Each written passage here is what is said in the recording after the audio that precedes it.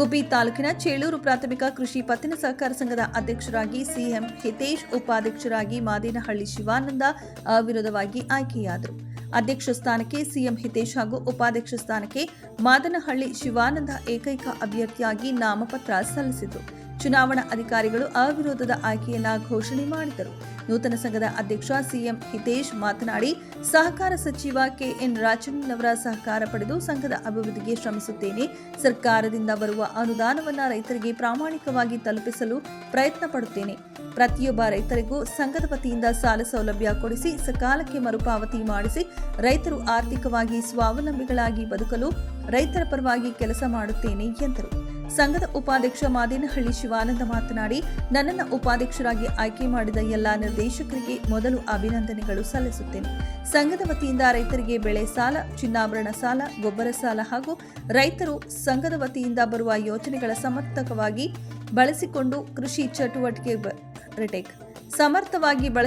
ಕೃಷಿ ಚಟುವಟಿಕೆಗೆ ಹೆಚ್ಚು ಆದ್ಯತೆ ನೀಡಿದ್ದು ರೈತರು ಸ್ವಾವಲಂಬಿಗಳಾಗಿ ಬದುಕನ್ನು ಕಟ್ಟಿಕೊಳ್ಳಬೇಕು ಎಂದು ತಿಳಿಸಿದರು.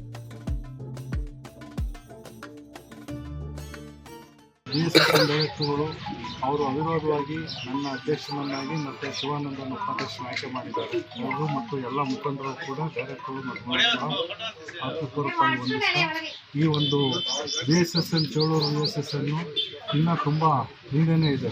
ಏಕೆಂತಂದ್ರೆ ಇಂಥ ವಾಣಿಜ್ಯ ಇದರಲ್ಲಿ ಇನ್ನೂ ಇದನ್ನು ಸ್ವಲ್ಪ ಇನ್ನೂ ಪ್ರಬಲವಾಗಿ ಮತ್ತು ಚೆನ್ನಾಗಿ ಬೆಳೆಸಬೇಕು ಅನ್ನೋದು ಎಲ್ಲರೂ ಕೂಡ ಬೆಳೆಸೋಕ್ಕೆ ಪ್ರಯತ್ನ ಮಾಡ್ತಾ ಈ ಒಂದು ಸಂಘವನ್ನು ಅಭಿವೃದ್ಧಿಯನ್ನು ಮಾಡೋದಕ್ಕೆ ನಾವು ಪಣ ತೊಟ್ಟು ಮಾಡಿಸಬೇಕು ಅಂತ ಇದೆ. ಅದಕ್ಕೆ ಎಲ್ಲರ ಸಹಕಾರನೂ ಅಗತ್ಯ ಇದೆ.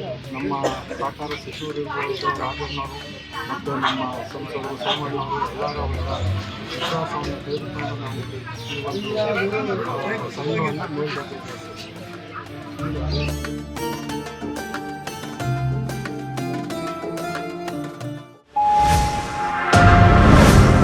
Media network